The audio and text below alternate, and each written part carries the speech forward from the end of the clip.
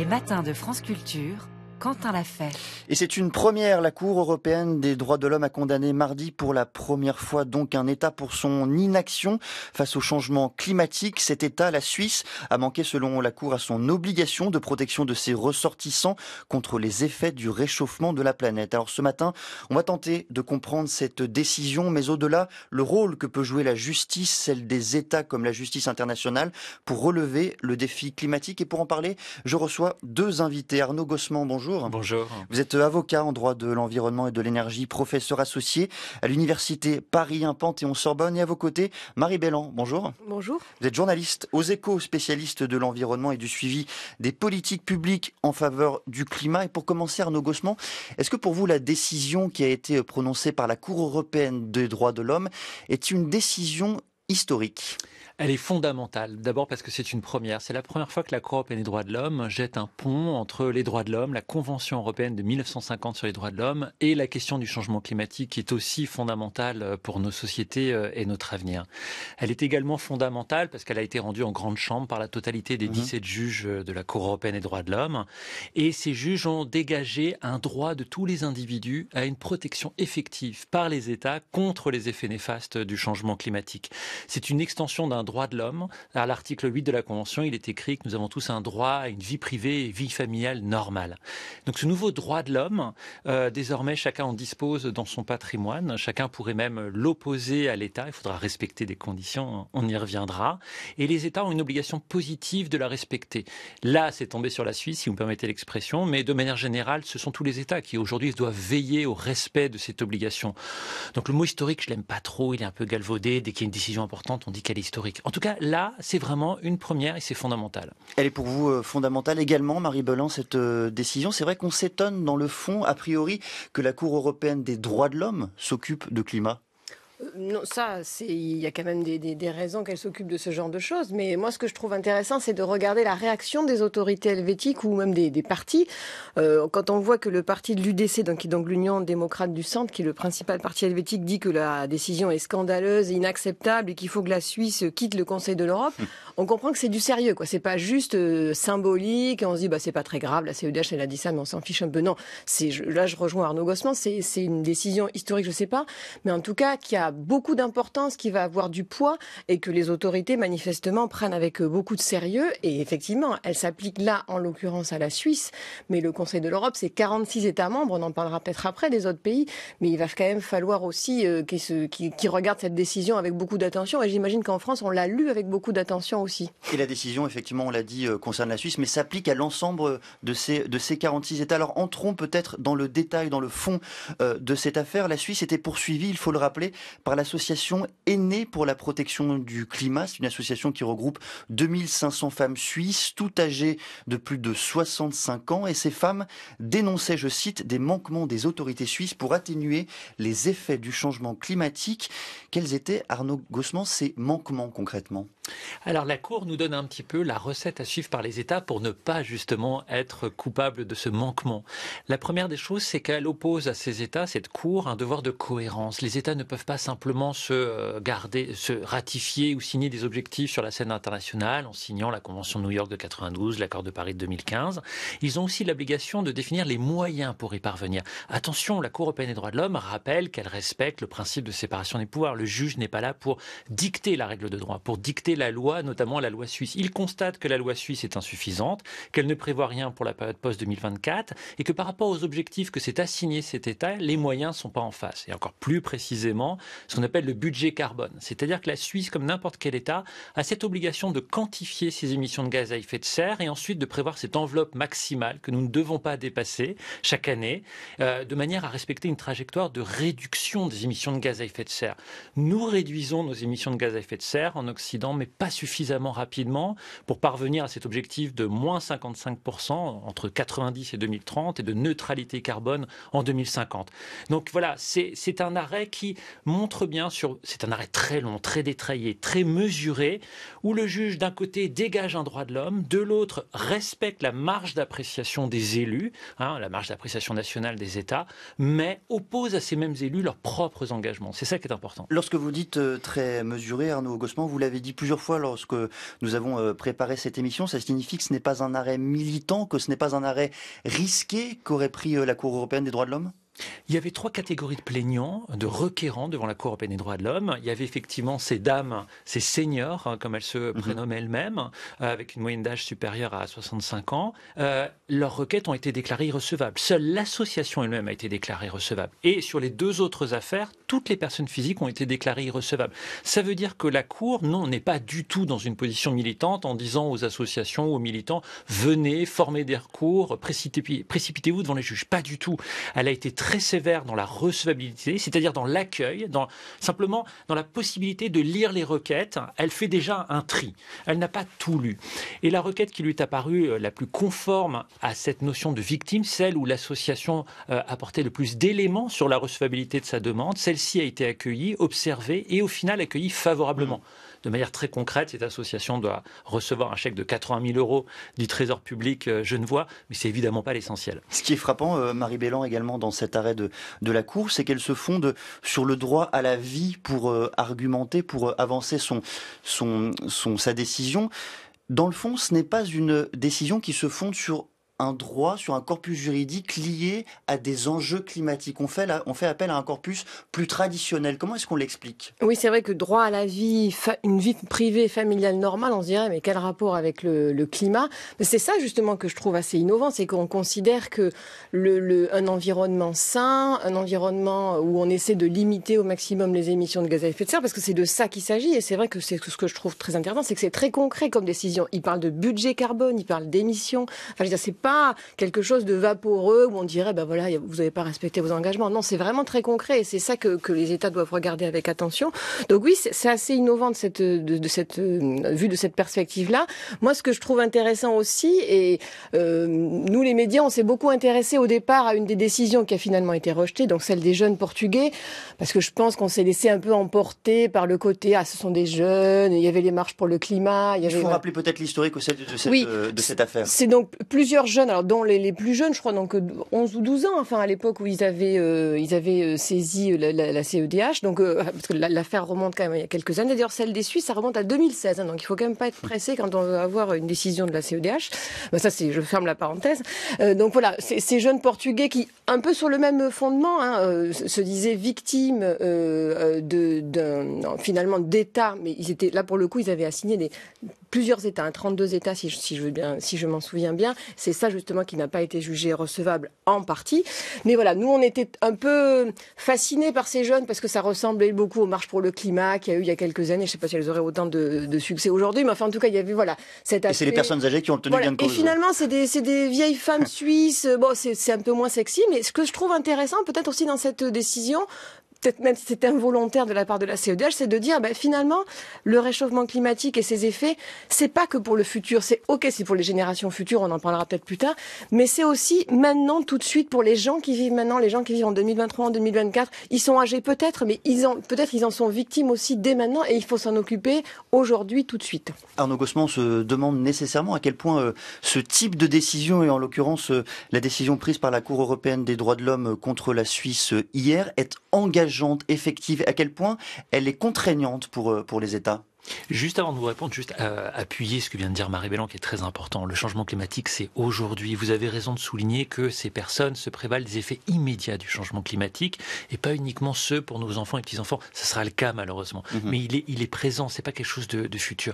Ces arrêts sont contraignants. La Suisse, comme tous les autres États membres du Conseil de l'Europe, se sont engagés à exécuter les arrêts de la Cour européenne des droits de l'homme. Alors évidemment, ce sont des États qui sont condamnés. Donc les États, vous leur passerez pas les menottes, vous les mettrez pas en prison. Malgré tout, ces États représentés par des gouvernements devront exécuter ces arrêts. En l'occurrence, comme je le disais, il y a une somme d'argent à verser à cette association, mais il y a surtout un arrêt à lire et donc probablement une loi suisse à préparer, à voter pour prévoir ce fameux budget carbone dans la législation suisse qui aujourd'hui est pointé du doigt par la Cour européenne des droits de l'homme comme étant insuffisante. Et puis, juste pour être précis, il y a aussi une procédure d'exécution devant le comité des ministres du Conseil de l'Europe si jamais la Suisse ne respectait pas cet arrêt.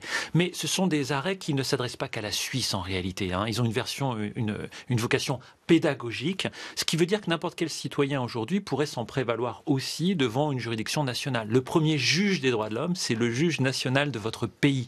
Alors évidemment, il y a des conditions de recevabilité très strictes à respecter, mais aujourd'hui, cette nouveauté quand même, c'est que vous pouvez invoquer l'article 8 de la Convention européenne des droits de l'homme en matière climatique. C'est un nouvel enjeu de ce contentieux climatique. Quand vous dites une vocation pédagogique, c'est aussi lié peut-être à la force de communication de la Cour européenne des droits de l'homme, à sa capacité à sensibiliser, à s'adresser aux opinions publiques ? Je parle sous le contrôle de 2 journalistes sur le plateau, mais effectivement, la Cour a communiqué tout au long de la procédure, a publié plusieurs communiqués de presse au moment où la requête était déposée, au moment où la Grande Chambre a été saisie, avant l'audience, elle a prévenu les journalistes qu'elle allait rendre sa décision. La décision a été ensuite diffusée à vos rédactions très rapidement. Il est évident que grâce à ces articles de presse et à cette émission notamment, le débat public peut être nourri par cet arrêt de la Cour européenne des droits de l'homme, et derrière ce débat public, probablement l'espoir des juges que les opinions publiques, lorsqu'elles votent, lorsqu'elles militent, lorsqu'elles s'expriment, lorsqu'elles écrivent, lorsqu'elles enseignent, s'adressent à leurs gouvernants pour faire avancer les choses. Marie Bellan, au-delà de l'aspect contraignant de cette décision précise, est-ce que vous croyez dans la capacité des décisions de justice sur le plan climatique à transformer, à modifier la politique publique ? Là, je pense qu'il va falloir que les États, se posent clairement la question, puisqu'on invoque de plus en plus cette justice climatique. Et c'est vrai que ce que je voudrais souligner aussi, c'est que la portée internationale, parce que s'il y a déjà eu des cours nationales qui avaient des décisions qui se rapprochaient un petit peu, on n'en a pas parlé encore, mais la décision de la Cour suprême des Pays-Bas, notamment, qui avait été très commentée à l'époque, qui va dans le même sens. Avec tout le respect qu'on doit aux Pays-Bas, ça s'appliquait aux Pays-Bas, qui est un tout petit pays avec pas beaucoup d'habitants. Là, on parle des 46 États qui sont membres du Conseil de l'Europe, donc la portée est beaucoup plus large. Et effectivement, je pense que les avocats dans leurs requêtes en France ou partout ailleurs dans les pays membres du Conseil de l'Europe vont s'appuyer sur cette décision. Elle va faire jurisprudence, c'est sûr. Et donc du coup, oui, il y a quand même une efficacité et j'allais dire un levier qui va être utilisé dans le futur dans les affaires climatiques qui doit faire réfléchir les États sur leur capacité à agir. Arnaud Gossement, c'est la question que j'allais vous poser. Comment cela se diffuse cette décision sur les juridictions nationales, sur les tribunaux nationaux ? Alors d'abord, les arrêts de la Cour européenne des droits de l'homme s'imposent aux États, et dans ces États, ça s'impose à l'ensemble des pouvoirs et autorités judiciaires de ces États. Donc oui, les juges nationaux doivent se conformer, étudier, faire appliquer cette jurisprudence de la Cour européenne des droits de l'homme. Ici, en plus, c'est la grande chambre de la Cour européenne des droits de l'homme qui s'est réunie, c'est-à-dire la totalité de ces 17 juges. Ça donne donc une autorité supplémentaire à cet arrêt.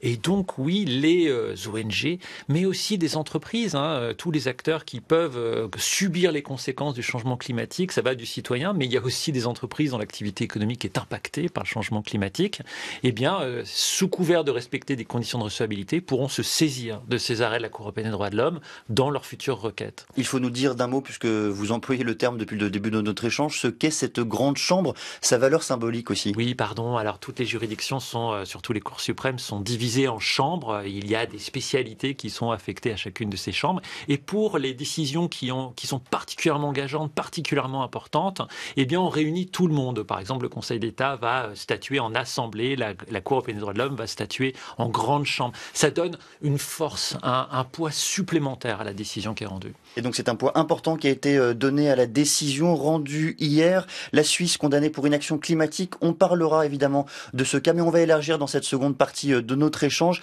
à l'ensemble de la justice climatique, à ce qu'elle peut en matière de transformation des politiques publiques avec vous deux, Arnaud Gossement et Marie Bellan. Ce sera à partir de 8h20. 6h30, 9h, les matins de France Culture.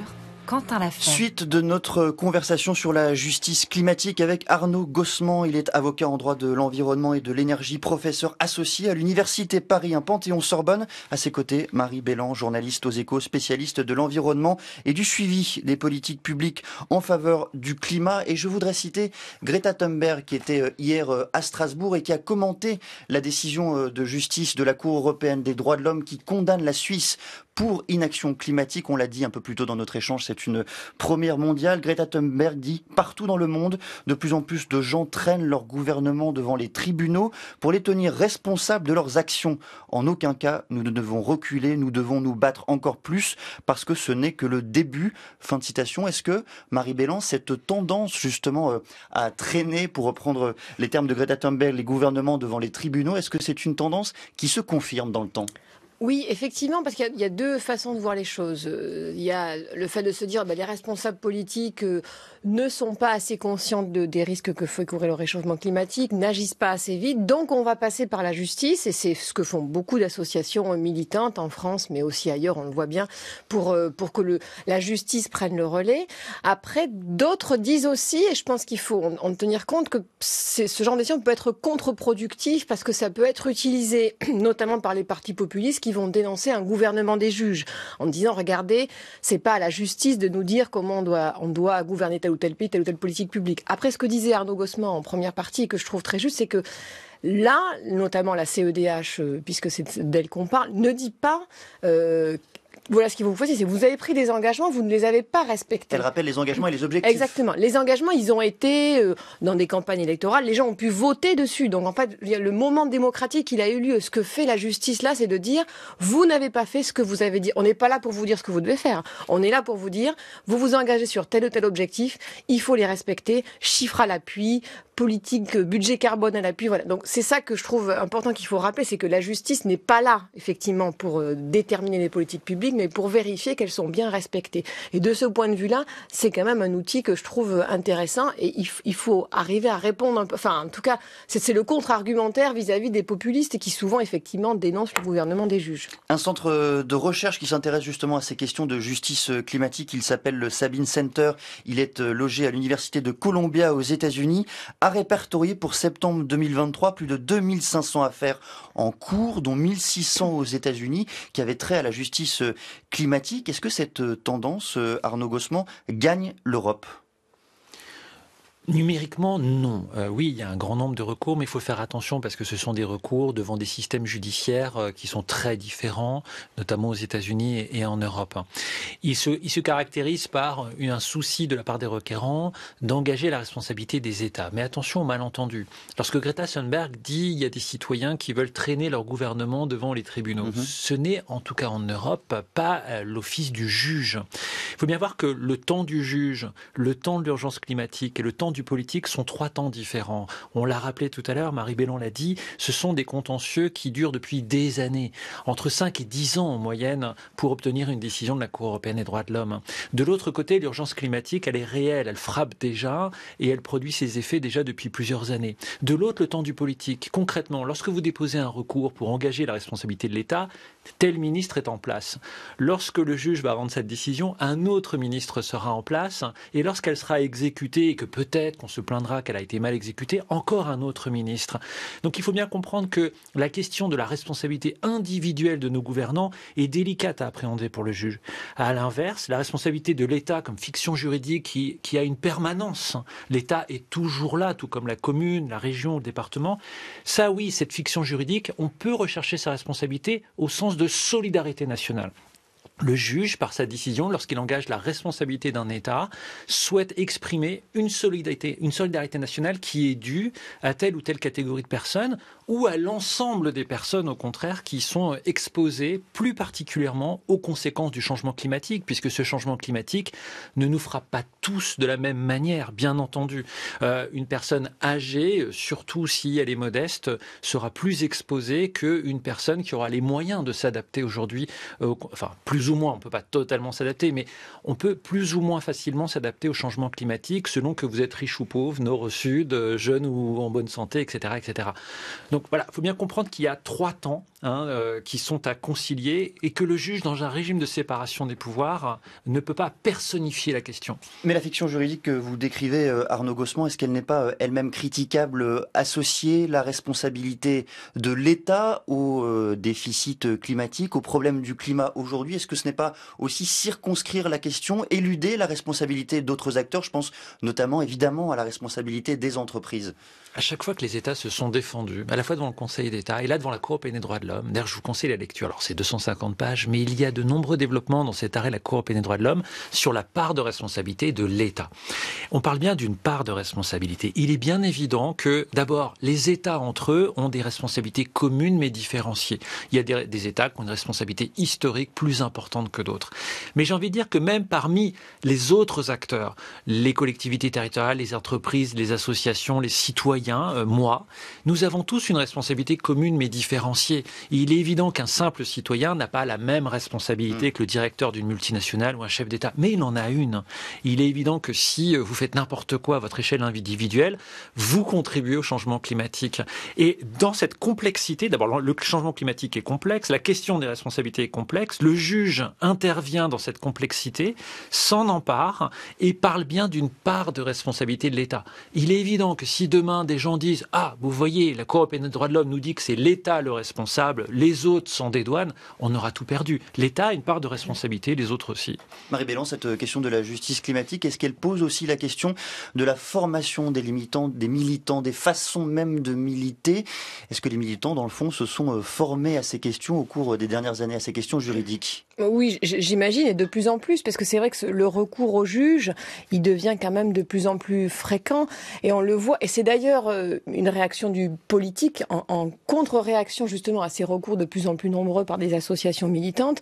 On voit que dans pas mal de législations récemment, on essaie justement de passer outre ce recours. Je vais prendre deux exemples. Dans la loi sur les énergies renouvelables qui a été votée l'an passé, on a eu justement des dispositions qui visaient à limiter les recours devant la justice pour ne pas trop freiner les projets. Alors là, en l'occurrence, c'était sur les éoliennes. Enfin, donc, sur le projet de loi agricole dont on a parlé récemment et qui est passé en Conseil des ministres il y a quelques jours à peine, de même, il y a aussi des voies d'urgence qui ont été mises en place pour raccourcir les délais, parce que souvent maintenant cette voie juridique est souvent vécue par certains acteurs comme l'empêcheur de tourner en rond, quoi. En gros, on a un projet d'éolienne, on veut le faire, on veut aller vite. On nous dit il y a urgence climatique. Alors pourquoi on peut pas aller? Pourquoi il faut 5 ans pour avoir une autorisation de faire une éolienne?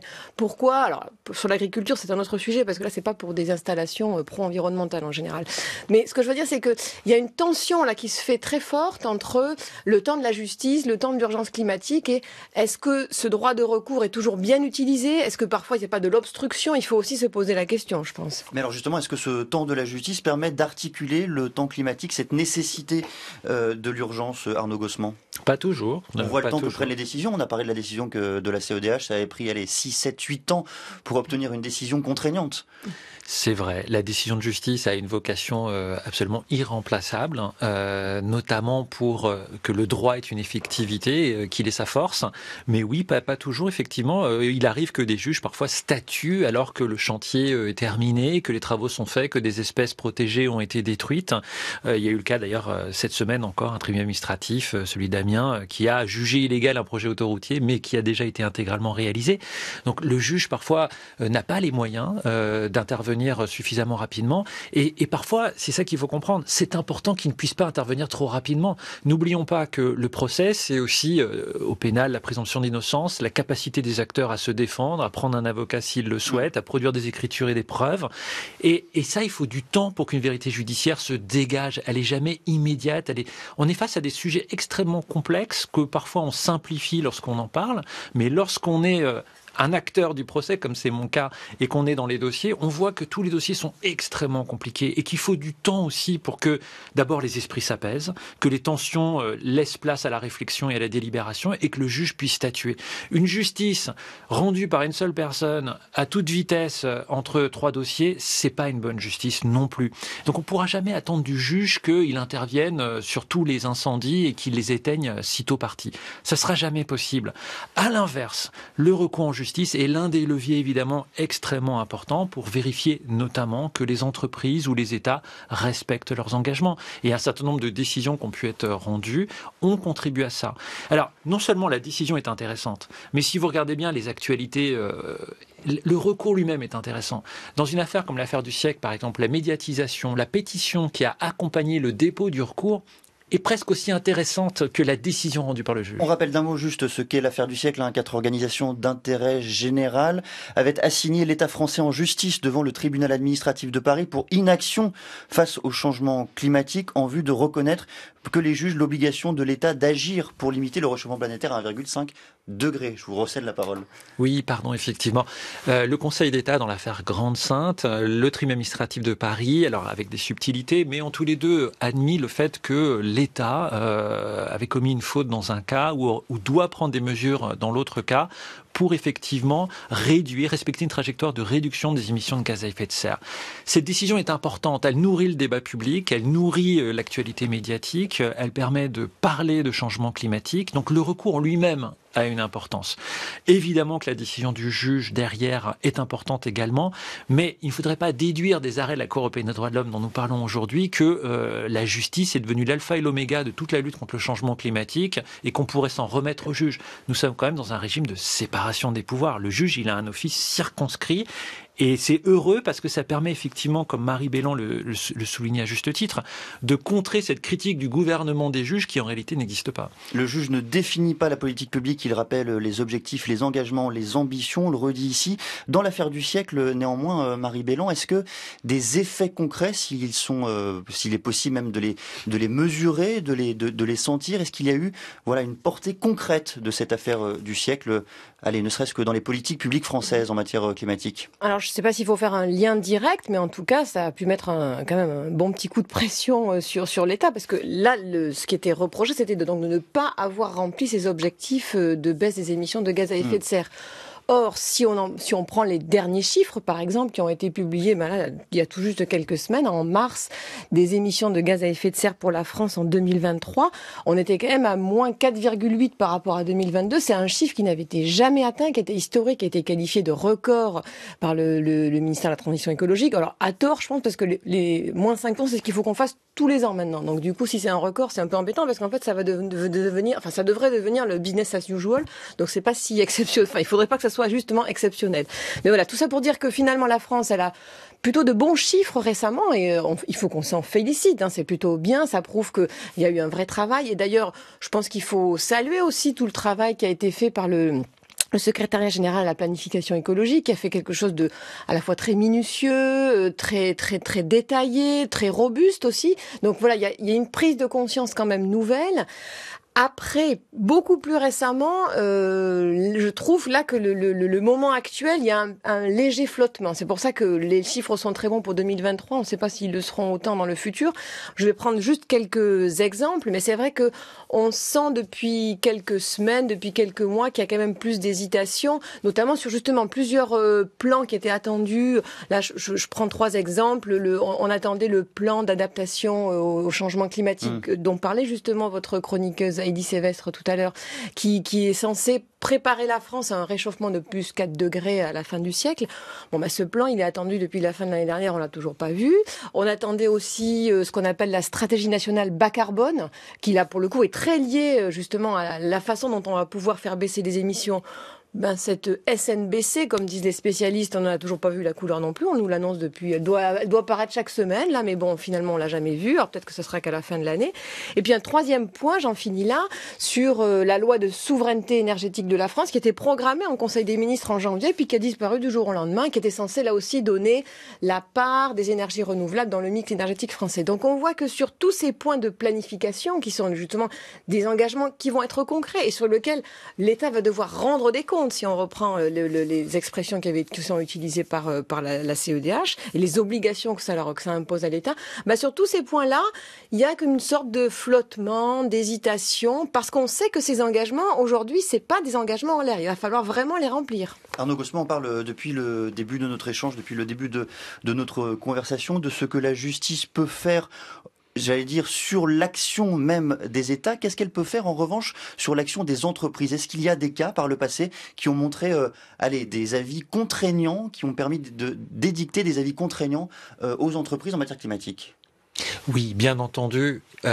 Une entreprise, d'abord une entreprise, vous pouvez bouger sa trajectoire, bouger sa politique de manière positive. Il ne faut pas non plus alimenter la critique de l'écologie dite punitive, qui est un fantasme, mais qui peut faire peur aussi. Il y a des manières positives d'encourager les entreprises à avancer. Mais effectivement, dans certains cas, nous avons besoin du juge aussi pour leur rappeler un certain nombre soit d'engagements, soit de règles de droit. Alors, les engagements, par exemple, oui, il y a des entreprises qui ont été rappelées à l'ordre. Je pense à la Cour suprême des Pays-Bas, dans l'affaire Shell.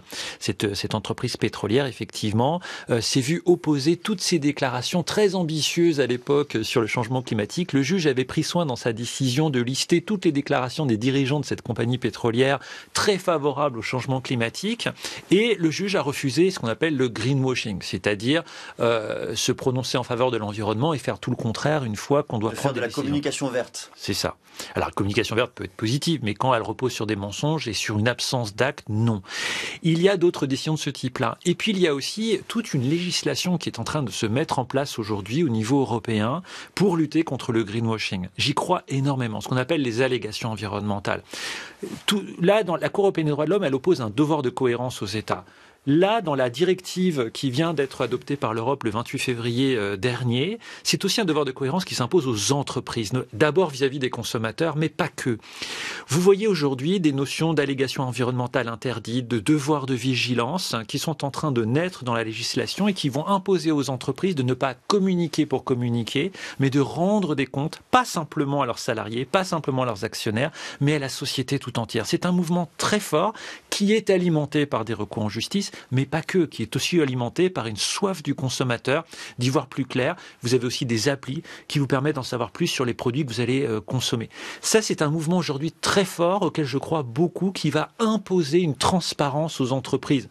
Celles qui ne jouent pas le jeu courront un risque de réputation, de mise en cause de leur notoriété, notamment par vous, journalistes, extrêmement fort. Une notion revient particulièrement régulièrement, Arnaud Gossement, quand il s'agit d'évoquer, de parler de justice climatique. C'est la notion de génération future, de droit des générations futures. Est-ce qu'elle se marie, là aussi, avec l'urgence climatique? On sait que le défi climatique, il doit être relevé aujourd'hui. Parler des générations futures, de la responsabilité que nous avons à leur égard.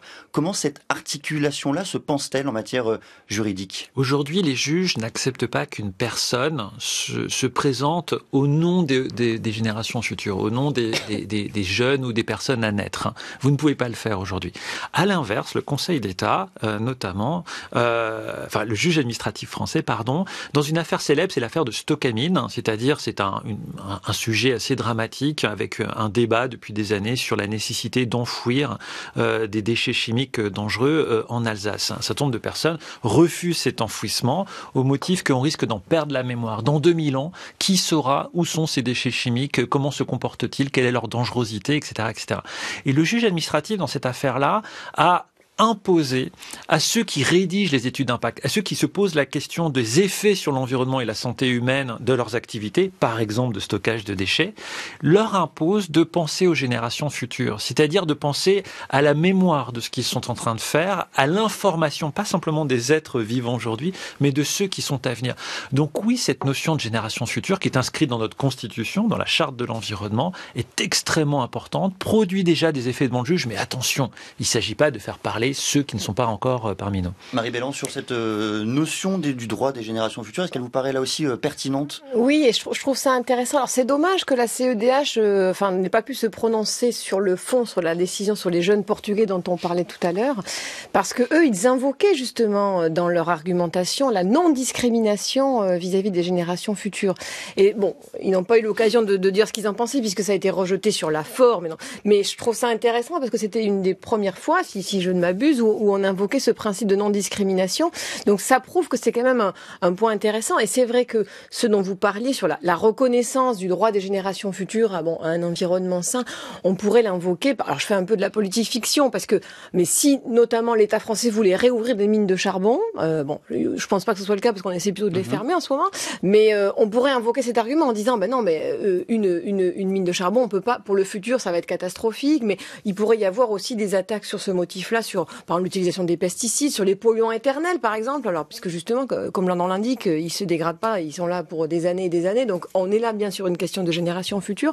Donc, je pense que c'est très puissant, effectivement, comme argumentation et que ça va être utilisé vraisemblablement avec beaucoup d'insistance. Arnaud Gosselin parle beaucoup dans cet échange, évidemment, de l'arrêt qui a été rendu, de la décision qui a été rendue hier par la Cour européenne des droits de l'homme. Est-ce que l'espace privilégié, néanmoins, de la justice climatique demeure les juridictions nationales ?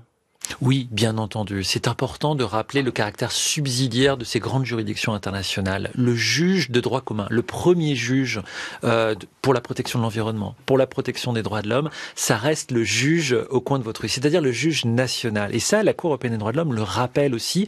Elle le rappelle notamment en écartant la plainte qui avait été introduite par ces 6 jeunes Portugais. Vous en avez parlé à l'instant, Marie Bellan.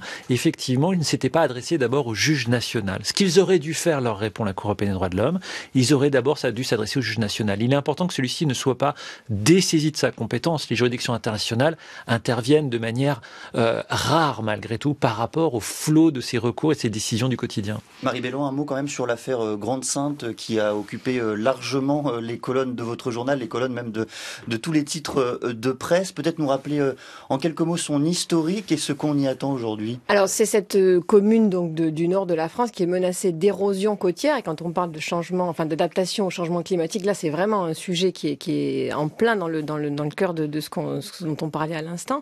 Cette affaire, elle n'est pas finie, mais c'est vrai que la commune qui est menacée donc d'érosion côtière qui est aggravée par le réchauffement climatique, se dit victime justement de l'inaction de l'État qui n'est pas capable de stopper donc ce phénomène. Alors bon, là, on est encore en plein dedans, mais ça, Arnaud Gosselin pourrait nous le dire peut-être mieux que moi. Mais c'est vrai que c'est aussi une affaire très symptomatique de cette place de la justice climatique et de son interaction avec l'action publique, en quelque sorte. Arnaud Gosselin, en quelques mots, justement sur cette affaire Grande-Synthe, qu'est-ce qu'on peut en dire aujourd'hui et sur son actualité ?